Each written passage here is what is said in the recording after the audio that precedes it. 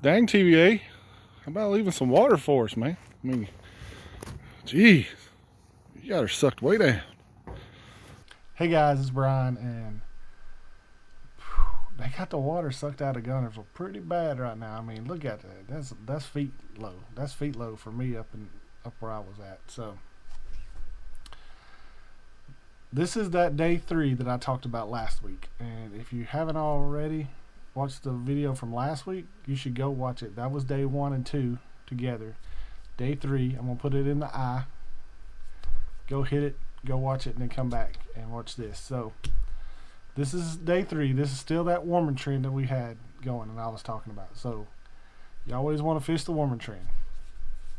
So we got, I get there, I'm going to be honest, I was planning on throwing that Z63 some more, catching some fish. When I got there and saw my conditions, I had to change it up. So I went, looked at my stuff. Instead of fishing 5 to 6 foot of water, I'm now fishing 2. That water was now 2 to 3 foot of water, and that hindered me. That hindered it a lot. But they still bit, because when I got there, the water temperature was 55 degrees. When I left, it was 58. That's January. That's the first week of January, guys. That's unheard of up here.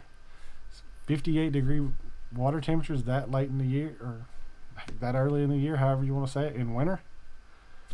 I mean, the fish were moving around. So that was a good thing. Had the fish moving up and down. Because they suck so much water, I think it pulled the bigger fish back, but you still had some fish moving up and down. And you could see them out on the flat. Like when I would cruise around, you could see mud trails going where the fish were running. So they were there. There were fish up there. I mean, heck, you'll see. There's fish there. You just have to find them. But I really want one thing to stick in your mind, guys, from watching this video. I know you don't really get it, but listening to me right now, if you get conditions you don't like I was wanting to go throw the Z63, like I said, this isn't the conditions I wanted. But the good thing is, I adapted and started throwing a 3/8 ounce jackhammer to catch fish. But one of the things I also did is I could see the stumps because they were under like a foot of water instead of 3 foot of water. So I went and marked them all. So now I've got a whole map full of waypoints of stumps. So I guess the fisherman version of, if they give you lemons, make lemonade, is if they give you low water, make waypoints. Find that stuff, make you some waypoints, and then it'll come back and help you out later on in the year. So with all that said, let's go catch some fish.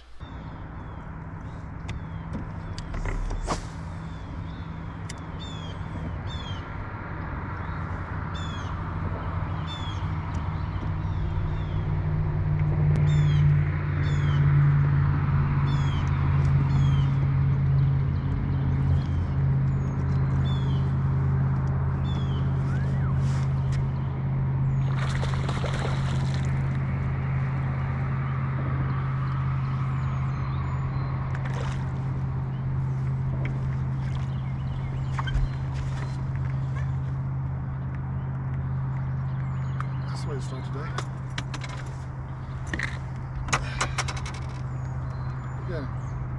Look at those redfish. Looking like a redfish.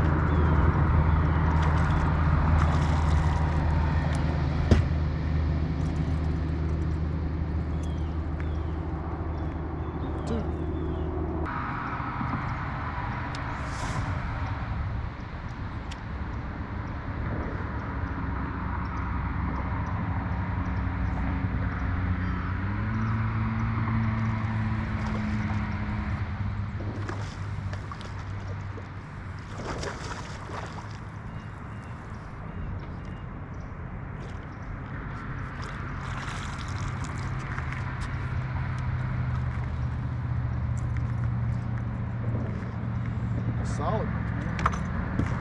They're solid. There they are. No solids.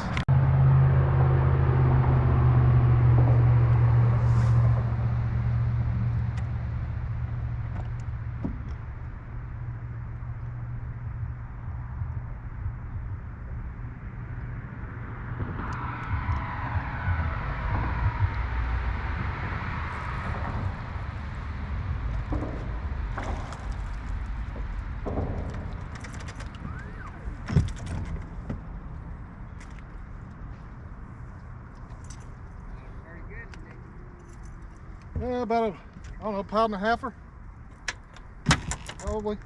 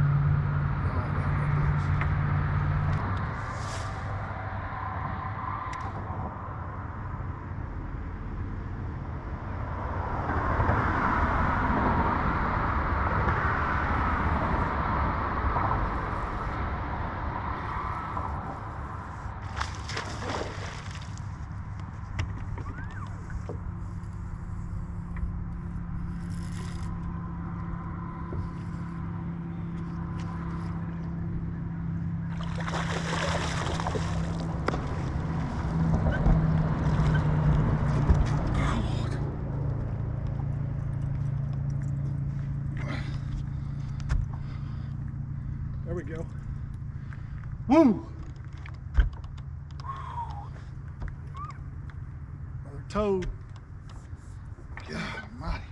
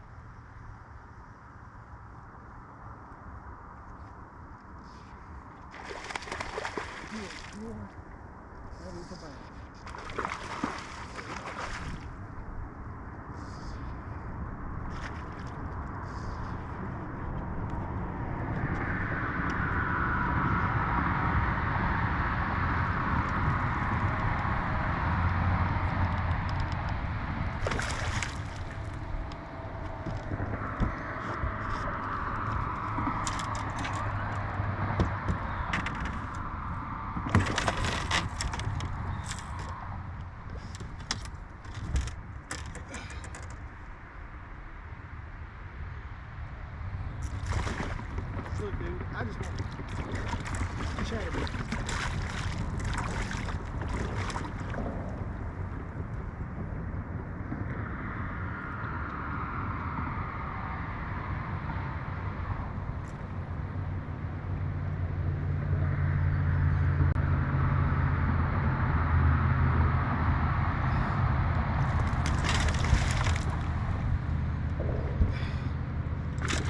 Chill out, let me get my chatterbait back.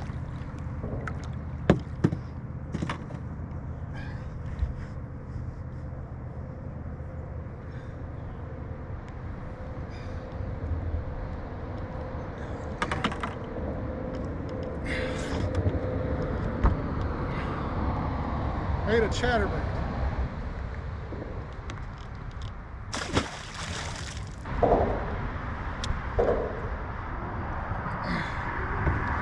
Alright guys, that's the day. So I'm gonna head back home. All the damage has been done on this today. Jackhammer, 3/8 ounce jackhammer. I'm gonna say that's Hite Delight, Brett's Delight, whatever it is. And a green pumpkin big bite Swimon.